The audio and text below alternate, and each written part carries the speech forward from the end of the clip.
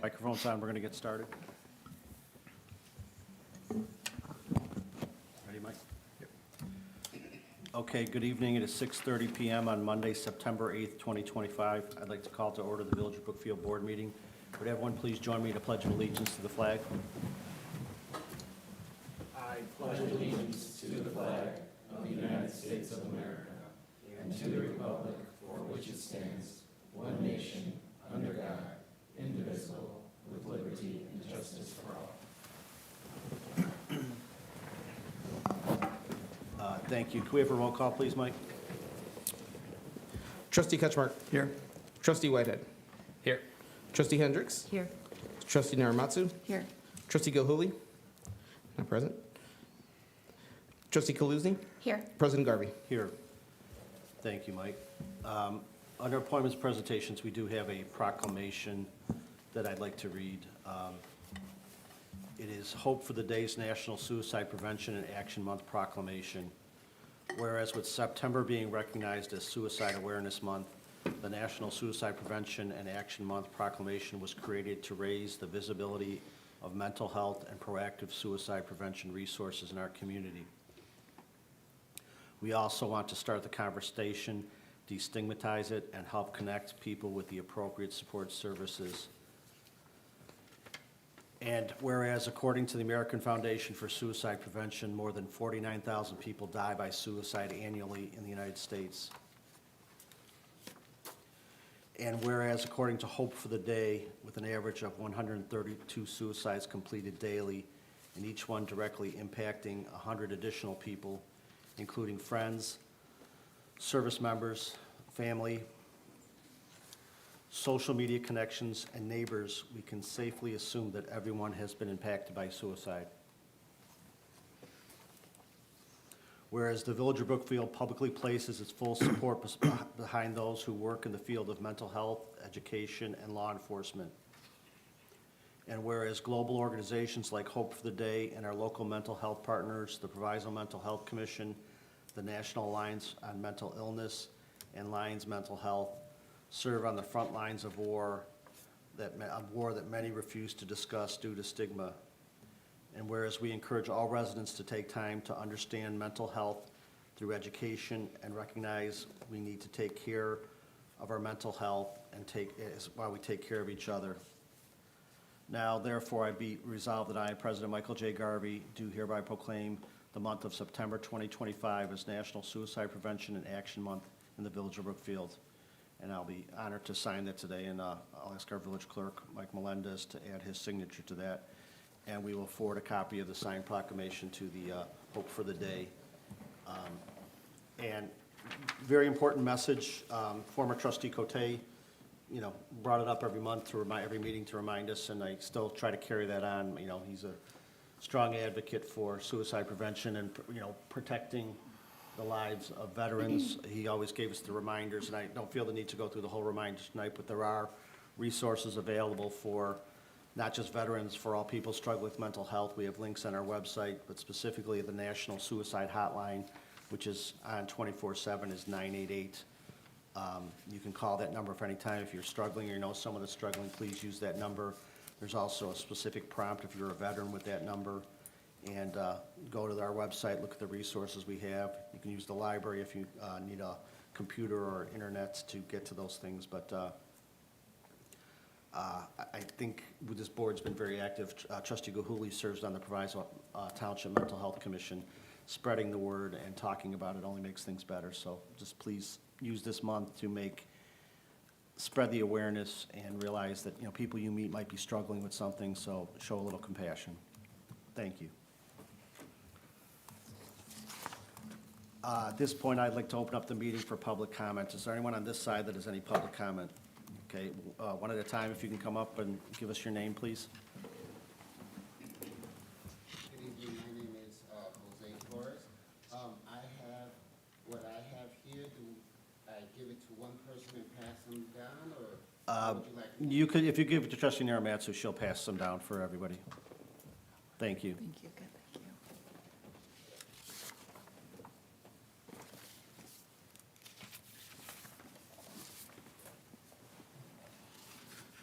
Thank you. It is with a heavy heart that I'm standing here before you, because I feel we, Jim and I, and yourselves as well, do not want to be meeting yet again about the same issue, that being the venue.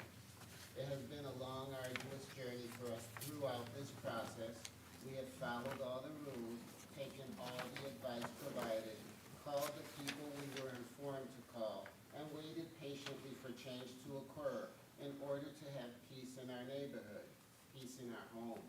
It never ceases to amaze me how at times it appears that the needs of one person or business far supersedes the needs, well-being, and safety of the many. This all began on October 31st, 2020, when Frank and Tanya rented Creative Party Packages Plus, located at 9105 Ogden Avenue, and the venue, located at 9109 Avenue, and renovated 9109 into an event location for parties, celebrations, etc. On 6/21, their first event, the music seemed a bit loud, but we never commented or did anything. We just merely observed. 6/19/21, another event where things started to escalate in terms of inappropriate behaviors, such as public urinating, smoking marijuana, public drunkenness, underage drinking, etc. We have already all journeyed through this portion of this matter, so let's just fast forward to the latest update. On April 27th, we met with Tim Weiberg, Megan, Chief Curvilla, and Stevie Ferrari joined later via conference call. At this meeting, it was discussed that Frank and Tanya never had a license during the entire time they were conducting business at the venue, and the license for Creative Party Packaging Plus had expired at that time. Therefore, they could not be held accountable nor penalized to a standard they had not signed up to adhere. That being said, they said Frank and Tanya, the venue, were going to be granted a business license, and if they strayed or did not follow the parameters set by the business license, then they could justify a penalization. We were informed initially the hours were to be Monday through Friday from 5 to 10 p.m. and Saturday to Sunday 10 to 12 a.m. When they strayed from those hours and we called, they told us that the hours were changed from Monday to Thursday from 10 a.m. to 10 p.m. and Friday through Sunday 10 a.m. to 12 a.m. Fast forward to January 25th, 2025. We stopped during a village board meeting, and I am almost sure that everyone took a deep breath when they saw us walking in. Merely because it's just been a long journey. We merely wanted to take an opportunity to say thank you to all of you for the things and changes that we have seen, to President Garvey and the village board members, the police department, the department codes of inspection, etc., for the changes that did occur with the venue and the neighborhood. Things weren't great, but they were okay. The disruptions were spaced out in time and were a bit more tolerable. Whether we just became immune to the noise or they diminished, I honestly can't tell you. As the summer progressed, so did the events as well as the incidents. We noticed on several instances that they were taking alcohol into the business, but we never seemed to be able to actually catch them red-handed. We have pictures of trash bags from the venue filled with bottles of empty alcohol and beer bottles, but we knew that the argument could be had that those were placed by someone else and that there wasn't any alcohol being served on the premises. They then decided to gray out their windows and place thick curtains, making it difficult for anyone to see what was going on. On September 5th of 2025, we were returning home, heading east on Ogden Avenue, and turned right, heading south on Elm to go home via the alleyway.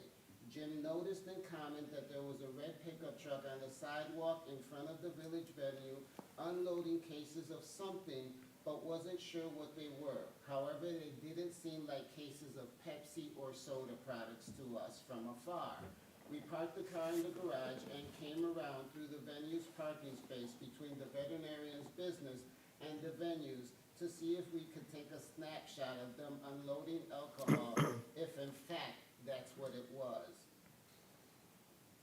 As we came around the bend, we ran smack dab into Frank's daughter, and we were unable to get a picture.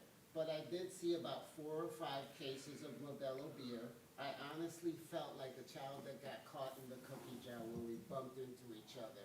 It was an awkward feeling, but at least we now knew that we had something tangible to bring to the village board. We finally had proof. We immediately called Chief Caravilla and informed him that they were unloading alcohol from a red pickup truck in front of the venue into the venue. I only saw, again, about 4 or 5 cases of beer and a few long boxes, like the kind one might bring wine bottles in. By the time the police officers arrived, they were unable to visually catch them entering with alcohol. And when asked if they could enter the premises, the son-in-law of Frank, who was the gentleman unloading the truck, had called Frank on the phone, and Frank denied them access into the venue. We were then called by Chief Caravilla and were asked if we were willing to file a formal complaint, because we were informed that a formal complaint with our names carried a lot more weight than just an anonymous complaint. Normally, I would be hesitant. Unfortunately, my belief and trust in the judicial system has, in my lifetime experience, left a lot to be desired. However, I felt strongly that it was time. It was time to once again stand before you and ask, what are our next steps? How much more evidence needs to be provided in order for this business to have their license revoked? We were informed that if the business violated any of the parameters of the business license, that we would be able to revoke said license. So my question is, when is the next party revocation happening? I thank you for listening. I appreciate your time, and I wish you a great day. Go Bears. Thank you.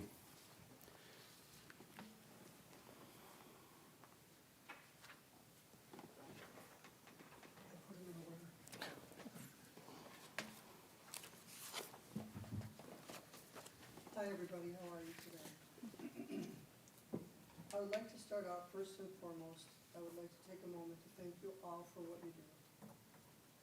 I would also like to recognize our newest trustees and especially acknowledge our new village clerk, Michael Melendez. I had the personal pleasure of teaching his son Miguel in first grade at Congress Park School in the 2015-16 school year. I'm personally excited to see you representing an important role in our village. To the previous board members, many of you know in advance why I'm here. My hope is that I can provide enough background information without reiterating this entire process for our new board members. I would also like to add that my intent here is not to place blame or name names.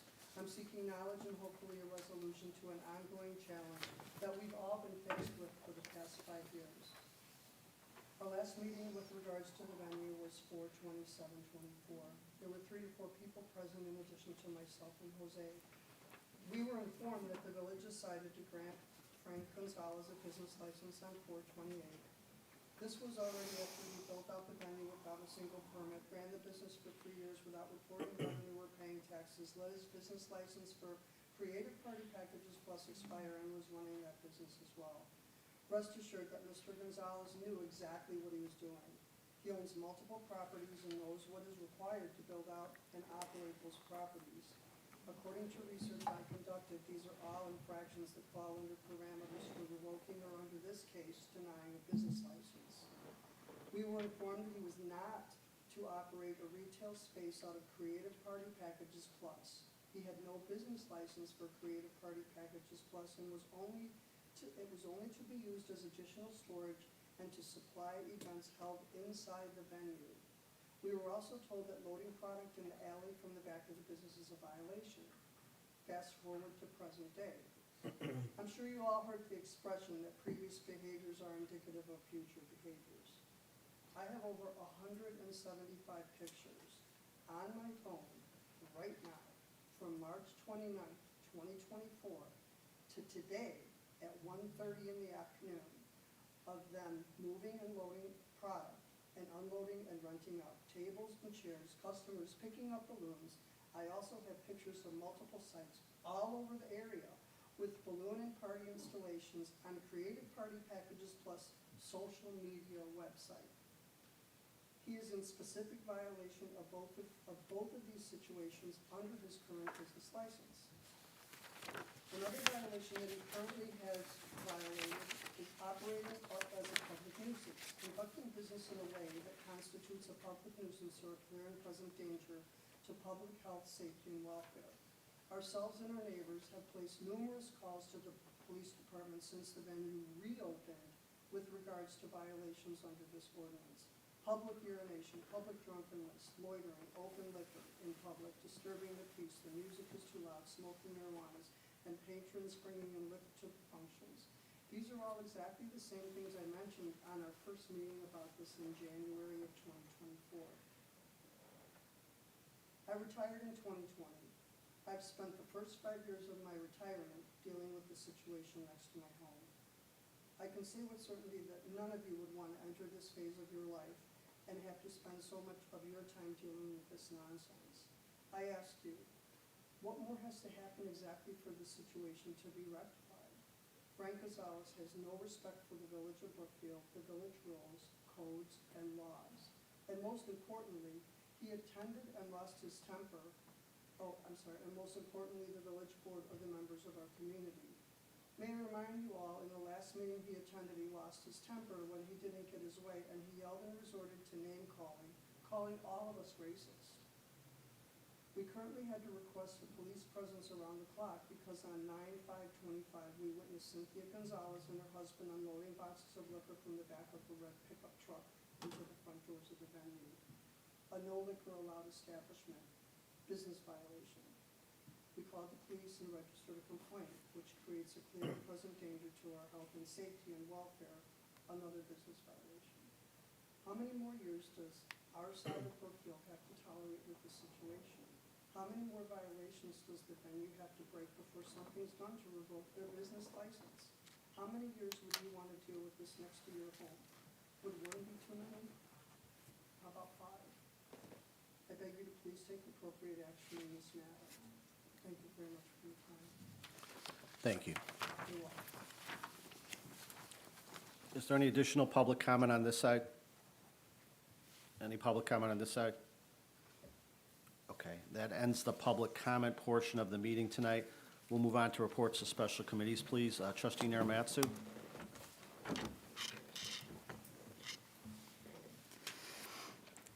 Thank you. I'd like to make a motion to approve the corporate warrant dated September 8th, 2025, in the amount of $1,210,026.27. Is there a second?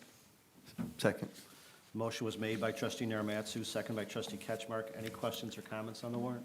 I don't have anything to highlight Okay, today. thank you. Any board members have any questions or comments? Okay, hearing none, roll call, please. Trustee Ketchmark. Aye. Trustee Whitehead. Aye. Trustee Hendricks. Aye. Trustee Narimatsu. Aye. Trustee Kaluzny. Aye. Motion passes. With respect to Public Works, I just wanted to send a quick note to all of our Public Works staff for all their work at the Music on Grand event. I think everyone can agree it was a great success and a lot of fun. I was there for more than a few hours selling ducks and noticed staff emptying garbage, and everything was set up really nicely. The banners were cleaned and looked great, and the plantings along the new Brookfield Village Wall were really beautiful. So thank you to Public Works. And as usual, the quickest way to resolve any of your issues is to use the See Click Fix function on the village website. And that ends my report. Thank you. Trustee Gilhooley is not present. She's out of town for employment purposes tonight. Trustee Hendricks, Planning and Zoning and Library. I don't have any report from Planning and Zoning or Library. Thank you. Trustee Ketchmark, Administration, Economic Development. The next meeting of the Economic Development Committee is next Wednesday, the 17th. I will report back after that. Thank you. Trustee Whitehead, Parks and Recreation. Parks and Rec has not met since our last meeting. Just a few updates. Registration is open for before and after school STARS program. Supervised care for students in districts 95 and 103 from kindergarten through 5th grade. You can visit the village website and visit the Register for Recreation Programs button to sign up. Trustee Narimatsu just mentioned the very successful Music on Grand event on Saturday, August 30th. 3 great bands and lots of support for local businesses. There'll be one more Music on Grand this season on Saturday the 27th, headlined by Radio Gaga at 8:30, with more performances at 6:30 and 4:30 as well. Sales continue for the Brookfield Duck Race 2 weeks from this Saturday. All proceeds benefit the Brookfield Parks and Recreation Foundation, which helps local low-income families access parks programs. You can buy ducks in person at the farmers market through the end of September, or online at tinyurl.com/BrookfieldDucks. The Parks and Rec Commission next meets on Tuesday, the 16th at 6:30 here at Village Hall. And that's it for my report. Thank you, Trustee Whitehead. Trustee Kaluzny, Conservation and Beautification. Yes, the Beautification Commission has not met since our last meeting, but they are still accepting nominations for September for native plant gardens in your front yard until September 30th. So you still have a few more weeks to submit nominations. Their next meeting is tomorrow night, the 9th at 6:30 p.m. here at Village Hall. The Conservation Commission they have in 10 minutes a program at the library. So don't leave. But if you wanted to learn about stormwater management best practices at home, you can sneak over to the library or send a friend. They're partnering with the Salt Creek Watershed Network along with MWRD, who has a representative there speaking tonight, as well as two of the commissioners. And so they're pretty excited to put that on. They also held a restoration day working on the Oak Savannah on the 5th at 5 p.m., trying a new time to get volunteers at a different time of the day. So I'm curious to see how that went. And they're still planning all of the details for Meet the Creek, which is coming up on October 4th at 1 p.m., so an hour later than it normally is. Their next meeting is September 23rd at 6 p.m. here at Village Hall. And then I'd also just like to report that I was able to attend this weekend. The Cycle Brookfield received a grant from AARP, Community Challenge Grant, to do some bike audits of some north-south arteries in town. I wanted to thank Libby Popovich from staff for spending 5 hours of your day on Saturday hanging out with me, as well as a lot of other residents. And some representatives from SC Gross School as well. The principal attended, and a teacher, and a lot of residents just spending some time looking at the Prairie, Maple, and Kemen corridors for opportunities for safety and roadway improvements. They'll be coming with a full report and presenting it to the full board in October. So we can all look forward to that. And that's the end of my report. Thank you, Trustee Kaluzny. The WCMC and Solid Waste, they have not met yet. Again, since our last meeting, we have meetings come up the end of this month. Brookfield Zoo continues to have events that we partner with in terms of traffic control and everything else, and things have gone pretty smoothly. I think they had a concert the same night we had the concert on the Music on Grand, and they let out a little early, and they sent some people over by us. And I, too, want to add my thanks to everyone that made that happen, and the whole project, Grand Boulevard being completed in time for that, and I think Grand Boulevard just looks phenomenal. Very exciting. A lot of compliments from residents from in town and out of town about how it looks. It was a long, difficult summer. I specifically want to thank the businesses in that area for their patience with us. It was a difficult summer. I know they lost some business, but they also, in speaking with them, were very thankful that people went out of their way to still patronize them, even though it was inconvenient. We tried to minimize the inconvenience. I know they had a great night on Saturday, but they're not all the way back. So please go out of your way to patronize those businesses. Keep going there. Come out again on the Music on Grand for September, and just really try and help them come back from what was a difficult thing. We're going to have a lot of events in that area, and the crowds really help their business. In Trustee Gilhooley's absence, I think she would want to remind you that the 60 to Win drawings have started, and there's a drawing this Thursday at 5 o'clock at Irish Times. And also one of the chamber and village partners, I just wanted to tout this event. I mentioned it on Grand Boulevard on Saturday night, but it's a pretty big event. Cantata, who's a very close partner with us, is having their Centennial Festival this Saturday at the Cantata campus, formerly known as the British Home on 31st Street. It goes this Saturday, September 13th, from 2 to 9:30 p.m. Both admission and parking are free. Parking is in the zoo's north parking lot, and they'll have 4 different bands headlined by Maggie Speaks. They have food trucks, beverages, kids' games, a Cycle Brookfield event, and much more. And information can be found on their website at cantatafest.org. One last thing I want to notice, we shared social media. We did receive notice from the Burlington Northern line that they're going to be doing some maintenance work on the overpass on First Avenue, and that's starting, I believe it's the 15th through the 22nd. There's going to be limited access on First Avenue from Ogden to basically Washington, and that will impact our residents. Just want to note, this is not our project. We don't have a lot of control over it. People are asking questions about why we didn't do it before the school year. This is not our project. The railroad controls when and what they do. We're trying to minimize the impact, especially to the residents in South Hollywood, because with the restrictions they have in place, basically the only way out of South Hollywood right now is over the tracks. And we're trying to, I assure you that our police and fire will do everything they can to make sure that everyone is safe in that area. But as we get more information and we continue, we're trying to look at other ways to minimize it with their cooperation. But we're sharing social media. We'll continue to share any updates. But just, be aware, avoid that area if you can during that period of time.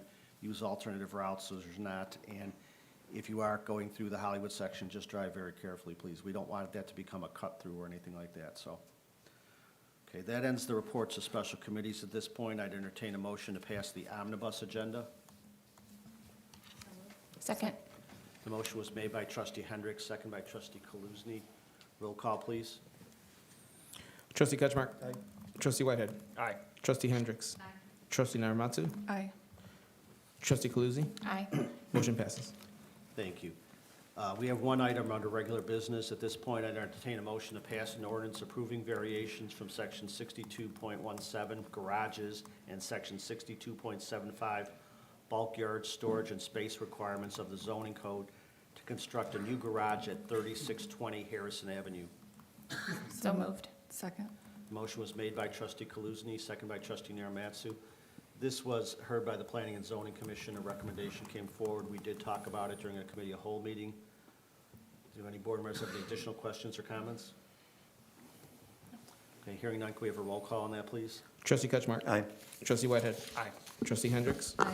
Trustee Narimatsu. Aye. Trustee Kaluzny. Aye. Motion passes. Thank you. That ends the items we have under regular business. Tim, do you have anything to manage report? Yes, thank you, President Garvey. In echoing your comments, we just found out this morning about this project on the BNSF bridge over First Avenue in the village of Riverside.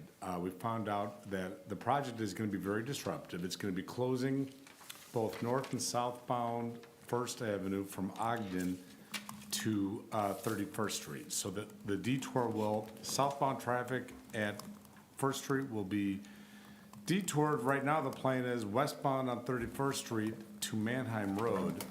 And from the south, it will be closed at Ogden, and all traffic will be directed westbound on Ogden to go northbound on Manheim Road. We reached out to the contact we had at BNSF, and we might have a little bit of good news. This is for a week. It'll be all from Monday to Monday. We stressed to them the importance of people in the South Hollywood section of, we know there's lots of trains that go by. And so Wabansie is the only way in and out of that area. And if there's an emergency and there's a train coming, we stressed we have to have access to that neighborhood. And Chief Caravella has received word that that will be maintained. So residents that live in South Hollywood should be able to use Wabansie to get in and out of there. So that's good, but it's going to be very disruptive. We pushed out some social media information today to our residents and reached out to the village of Riverside, urging them to do the same. But as we all know, working with the railroad company, they're going to do this project. I'm not sure why it requires for work on the bridge overpass. I'm not sure why it requires the extent of the street closures, but that's what they're choosing to do. So we will continue this week to work on that and pass on any comments that we can as we learn about that project. Tim, on that, so from Wabanzi, we'll be able to turn right onto First Avenue to get out of there? Only to go southbound, Right, okay. yes. And I should stress, northbound is the only vehicles that'll be allowed to enter Wabansi northbound will be emergency vehicles, is my understanding. So those of you in that neighborhood will have to, when you're entering the neighborhood, you'll have to go up Brookfield Avenue across the tracks. But if you need to get out, southbound on First will be an option on Wabansi. Thanks. And the Village of Riverside just did a social media post within the past hour, kind of mirroring ours somewhat, but they're getting the word out also, so. Another project that, not as disruptive as that, but can cause some disruption. We've started recently the north side of Congress Park train station. The board has approved a grant for pedestrian improvements to access the tunnel to get to the Metro station at Congress Park from the north side. That tunnel will be unavailable and inaccessible for the next couple of weeks. And so we've done social media postings, we put signs up late last week, so anybody coming in from the north, going into the tunnel, will see that notice, and we'll get that cleaned up as soon as possible. But I worked with the village engineer, wondering if there's any way we can keep access to the tunnel open during the project, and there just wasn't any way due to the extent of the construction and improvements that'll be taking place out there. So temporary, but when it's done, it'll be an improvement to the area. So I urge pedestrians or bicyclists who are coming from the north, just use Maple, cross the tracks, and then come down, go west on Burlington. That is it. Thank you. That ends the items we have on the village board agenda. So at 7:02, I'd entertain a motion to adjourn the village board meeting. Motion to adjourn. Second. Motion was made by trustee Whitehead, second by trustee Kaluzny. Roll call, please. Trustee Ketchmark? Aye. Trustee Whitehead? Aye. Trustee Hendricks? Aye. Trustee Narimatsu? Aye. Trustee Kaluzny? Aye. Motion carries. Okay, we're adjourned at 7:02 PM. We do have a committee of the whole that we're going to go into pretty quickly, so thank you.